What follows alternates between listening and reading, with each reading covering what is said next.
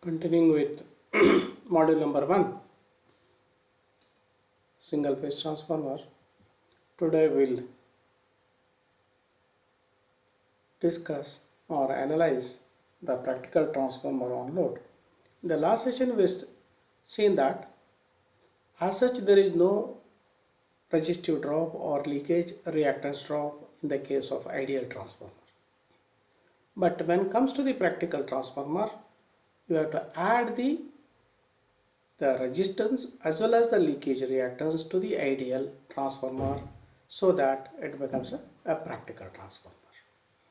Then how exactly you have to draw the diagram for the transformer first with adding the resistance and the leakage reactance.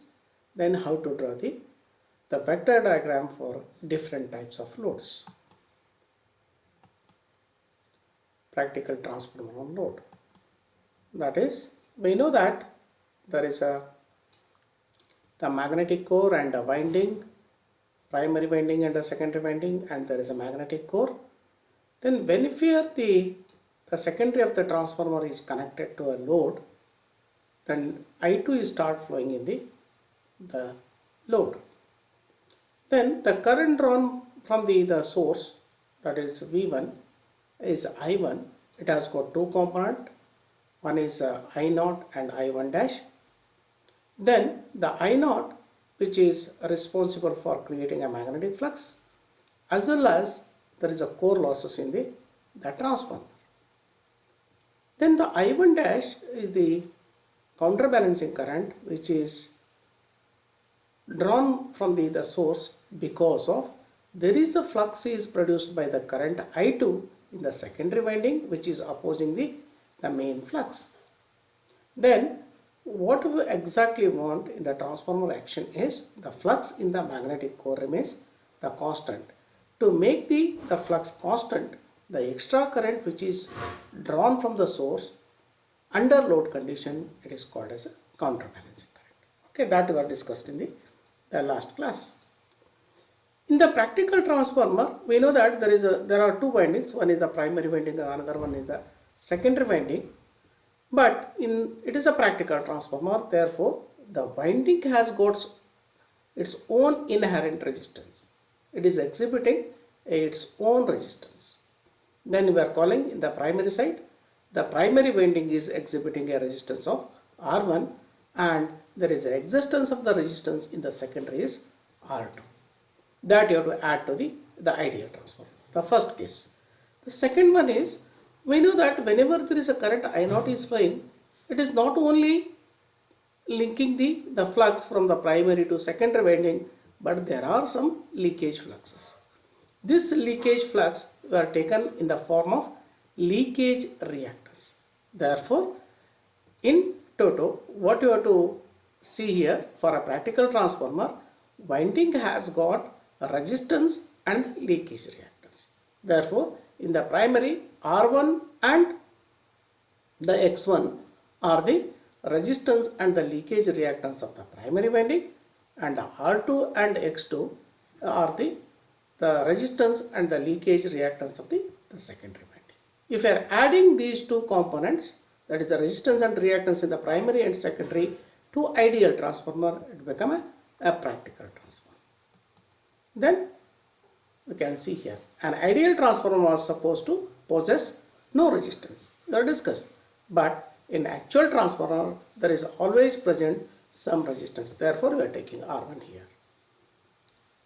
Then similarly, it has been assumed that all the flux linked with the primary winding also links the secondary winding in the case of ideal condition, but in practice it is impossible to realize this condition. Therefore, you have taken phi L1 in the form of X1 and X2 in the primary and secondary. Therefore, the summary is that hence in effect it is equivalent to a small choker or an inductive coil in series with each winding. Means the choker or a coil is nothing but coil is consist of both resistance and reactance. Therefore, we can represent this whole transformer with resistance and reactance in the primary and secondary in the subsequent discussion. You can see here, this is a transformer. Then you have to add R1 and X1, R2 and X2 in the secondary side. Then can draw the primary and secondary. Then the voltage is applied to the primary winding. Then the load is connected in the secondary. Then the current I2 start flowing. Then there are fluxes, they are producing main flux and counterbalancing current, counterbalancing the flux and the flux produced by the secondary winding. Then the induced voltages are E1 and E2. Then the current is I1. That is how we are representing a transformer. That is the transformer with resistance and reactance in the primary as well as resistance and reactance in the secondary. Then this has become a practical transformer. This is how we have to represent the transformer under the actual condition. It is not an ideal condition. In the ideal condition, R1, X1, R2, X2 are not there. Therefore, if we are drawing a circuit model of this primary and secondary in this particular fashion, that is once again it is a source, the current I1, R1, X1, and instead of showing a core, just I am showing a winding here. Then the voltage induced in the primary is E1 and voltage induced in the secondary is E2. Once again I am representing winding with the help of R2 and X2. Current delivered is I2 and the load is the V2. This is how we have to represent the transformer in the practical way. Means it has got resistance and reactance in the primary, resistance and reactance in the secondary also. Then in the last class I discussed, that is the phase displacement between I2 and V2 is depending upon this particular load. V2 and I2 are in phase when the load is pure resistive. I2 lags V2 when it is a lagging load, and I2 leads V2 when it is leading load. With this background, just we will draw the vector diagram for the transformer under load condition when the load connected is lagging, leading as well as unity power factor. This is how we are representing the transformer once again, that is V1, E1, R1, X1 in the primary side, E2, R2, X2, V2 and I2 in the secondary side. Then what is the primary impedance of the transformer? The primary impedance is nothing but it is a combination of resistance and inductive reactance, that is R1 plus JX1. You are putting here R1 plus JX1 because it is inductive reactance. Similarly, we can represent the secondary impedance of a transformer as R2 plus JX2. This is how we have to represent the primary and secondary impedance of the transformer. Just you have to analyze what is the voltage relation between V1 and E1 in the case of the primary winding, and what is the voltage relation between E2 and V2 in the case of secondary winding. You look into the primary side, just you have to concentrate on the primary side. In the primary side we have got the source is V1. Source is V1. Because of the V1 there is a current I, that is I1. It has got I0 and I1. Because of I0 there is a flux, there is a induced voltage E1. This induced voltage is because of this current. This current is because of this applied voltage V1.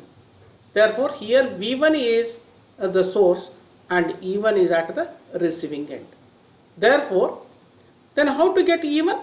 The E1 is getting from, if we are deducting the drops in resistance and reactance, then what we are getting is the voltage V1. We are getting, that is the voltage V1 is the source. Then to get E1 you have to deduct the drops in R1 and X1, so that what I am getting here is the E1, that is the induced voltage, because the E1 is at a receiving end, the V1 is the source. Therefore E1 is equal to, that is V1 minus drop across this. Therefore I am writing here it is V1 minus I1 R1 minus I2 or I1 X1. Then what I am getting here is the value of E1, where here it is all these are the factor difference. These are all the factor difference. That is E1 is equal to V1 minus I1 R1 minus I1 X1. What I am getting here is the value of E1.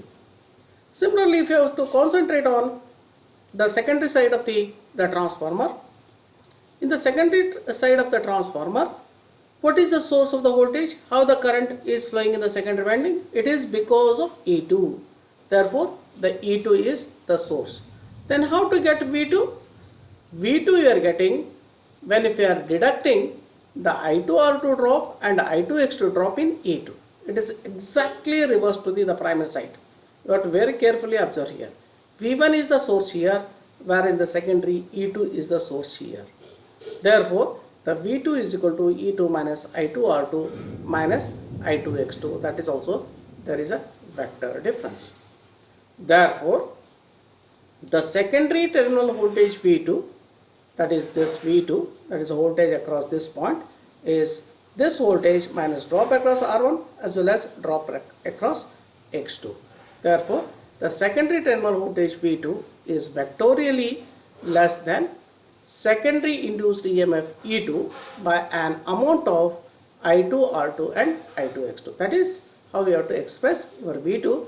That is the V2 what we are getting, if you are deducting I2 R2 and I2 X2 to E2, then what we are getting is V2. Hence, V2 is equal to the vector difference of E2 and resistive drop of I2 R2 and leakage reactance of I2 X2. Similarly, if you are looking into the primary induced EMF, that is a primary induced EMF E1 is equal to the vector difference of V1 and I1 R1 and I1 X1 of the primary. Got it? Because this is at a receiving end, because it is a source. In the source, if you are deducting drops, then what we are getting is receiving end voltage. Okay. Therefore, we can write that is a V1 is equal to what we are getting is E1 is equal to V1 minus I1 R1 minus I1 X1. If you want to express V1, then how to get the V1? That is E1 plus I1 R1 plus I1 X1. In other words also it is true, is it not? That is the receiving end voltage plus drops, then what we are getting is this voltage. To get this voltage, you have to deduct this. To get this voltage, you have to add these drops. That is how we have to from the sending end to receiving end. Similarly, the V2 is also we can express in the similar way. That is E2 is also expressed in the similar way. That is what is that? E2 is equal to V2 plus I2 R2 plus I2 X2. This is how we have to express the voltage of the primary and the secondary under load condition.